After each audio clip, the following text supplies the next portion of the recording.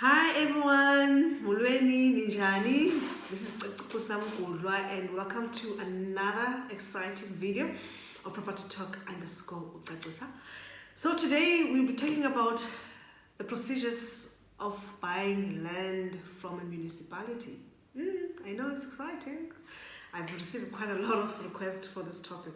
So I'm here today and share some good information. So go get yourself a pen and paper and jot down all the good information that you're going to receive out of this video. So relax and let's get this ball rolling.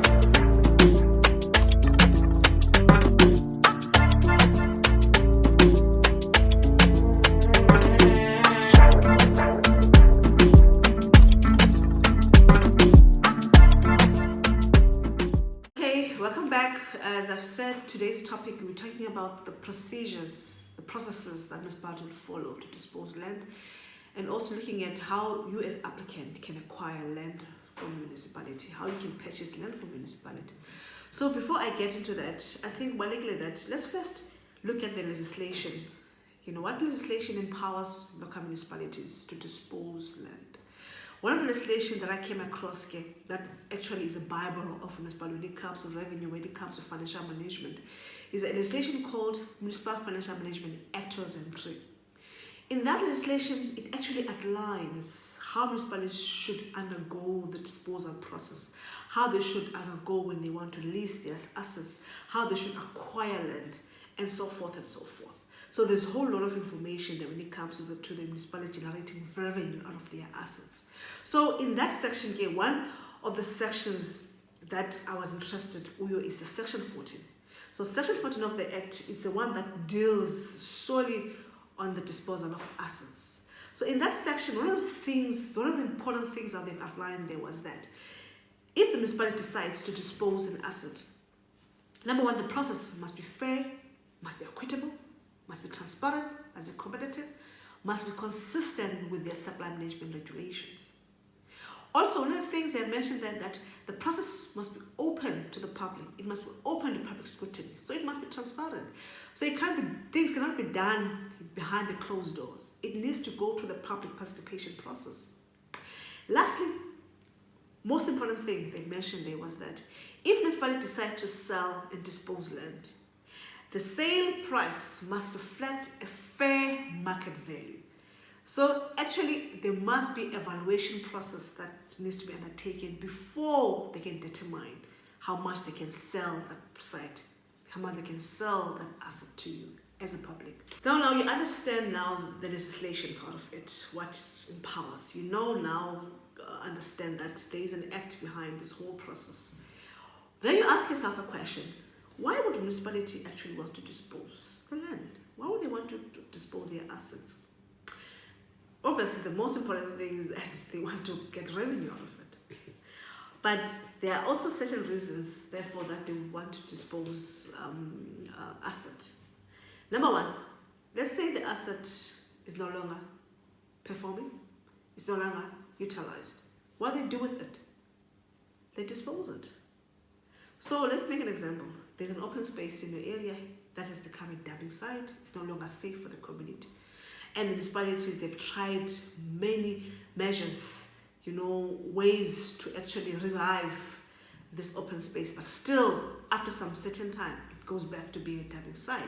It's no longer being utilized. It's underutilized, underperforming. The municipality then would take a decision to say, you know what, let's dispose this to the public. And another reason will be that the municipality no longer sees that this asset is performing its function as it was purchased for. So let's say they purchase a site and then later on they decide, you know what, it's no longer performing its function and what it was intended for. So therefore, let's dispose it. Let's give it to the public. Lastly, it will be a reason maybe that the assets no longer perform the required level of service. So it's no longer adequate it's no longer sufficient when it comes to the provision of service to the community. So they will decide to dispose it. So it's some of the main reasons that municipality will decide to dispose an asset. The appropriate measures that municipality will take to dispose a site, it will be either to a public tender or to be either through auction. So it depends on that measure. What measure are they going to follow, and what is the merit of the application itself. And then now let's get then to the exciting part of the video, exciting part of this topic, the process, the procedure. Maybe you've identified a site and you see this site is owned by the municipality, it's underutilized, it's not performing, it's not adequate, it comes to the level of its service. Now you've got this good concept you want to put on the site. So what do you need to do now? What do I do with this information? The first step that you need to do is firstly to get the right description of the site. Where is it located? What is the street name? And also you need to get the zoning. What is it zoned for? What is it used for? Then with that information, you approach your local municipality. The local municipality, you go to your town planner or you go to a property division where you will have to consult with the relevant official to tell them that you're interested to buy the site and what is the procedure. They will advise you what steps that you need to take. One of the things they will give you in that meeting is application form. So with the application form, it will request your personal details, as well as it will require you to put the right description of the site. So it's important that you get the right description of the site. And also it will ask you to motivate why you want to buy the land. What are you intending to use the land for? So nalapho you need to be very clear of what you want to do with the land. You cannot be vague in that section, because it will evenly be a hinder for your application to be processed, or it could be a negative impact for your application actually to have a good and a positive outcome. And then once we have done that application, then you submit it to the municipality. The municipality then will undertake its own internal process. So let me take you through then the internal process of the local municipality.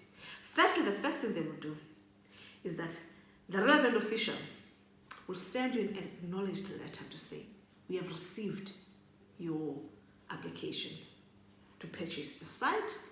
Therefore, in due course, we'll inform you of the outcomes of the application. So, as an applicant, you must make sure that you receive that acknowledgement letter, because if you receive that means they didn't process your application. So you need to go to the municipality if you haven't received to say, I haven't received any letter that acknowledges that you've received my application. What is the held up? So that you be aware what the application is either it's being processed or not. And then let's say you have received an acknowledgement letter for the local municipality of your application. Then the relevant official for that department, either be town planning or be property division, they will circulate your application to the various departments within the municipality. They will circulate it to the stormwater, they will circulate it to the sanitation department, they will circulate it to the housing, electricity, town planning, and so forth and so forth. The purpose of being circulated is that they want to receive comments and input from this department, so that whoever is dealing with your application can have an informed decision, can give an informed recommendation to say, I support this application and it must be approved. When it goes to the MPT, the decision-making body, they should have a recommendation from the relevant official that is dealing with the application. Either they support it or not. So let's say, like you applicant, the assessment has a green light. Each and every department is supporting of disposing this asset, this land. Then it will go then through the valuation process of the municipality. It will go to the valuation department, where they will then determine what is the fair market value of the site. When the municipality wants to dispose it, when the municipality decides to dispose it, how much will they sell it for? So that valuation process is also critical in this process. Once they've decided, then this is the market, this is the fair market related value of this property, and then the item will be submitted to the decision-making board of the local municipality. That is your MPT and the council as well. So the item will have all the attachments, the report that is recommending for supporting it, the comments from all relevant departments, and the valuation report.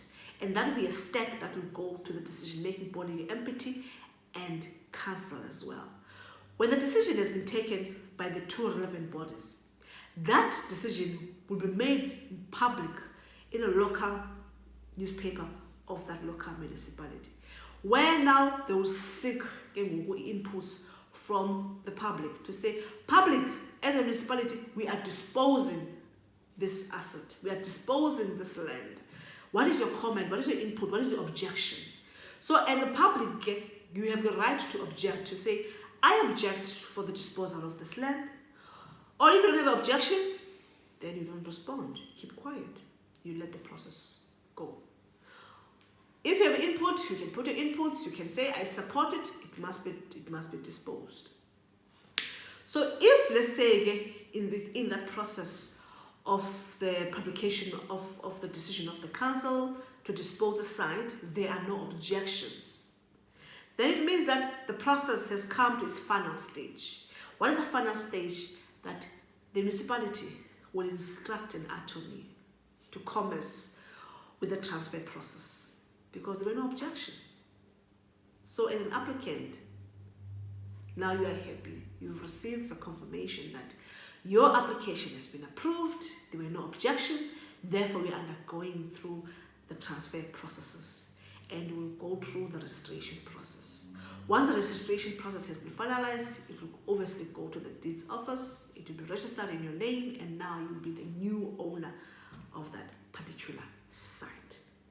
As simple as that. You see, it's not difficult. Also to mention that if, let's say, this site is 10 hectares, but when I just want just a piece of it, just 1 hectare. So that means 9 hectares still must remain to the municipality. You only want to take just one portion, that is 1 hectare. So then there has to be a process whereby the municipality will have to appoint a land surveyor and will do the survey process, and that subdivision will have to be approved by the SG, Surveyor General Office. And then you get your portion and the rest still remains with the local municipality for other applicants if they're interested in the future to buy a portion from that site. Okay, that's it from my side. Thank you so much for watching. The next video again that I'll be uploading, I'll be looking at the purchasing of land from municipality if you are multiple applicants. So this video was just purely looking at a single applicant, hence it was just straightforward. There was no mention of a public tender and so forth. So the next one that I'm uploading after this video will be looking at multiple applicants. Let's say you are 2 and more people that want to buy the same land. So there will be a process of public tender, bid education and so forth. So be on the lookout for those videos. Hence it's so important that you subscribe to this channel so you can get the notification when I upload those videos.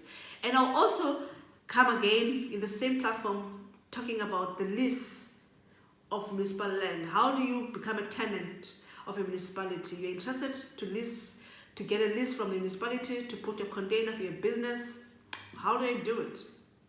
So again, I'll come back to this platform to share that information. So be at the lookout. Please do like my page, share my page, subscribe to my page, and keep well and God bless. Thank you. Love you.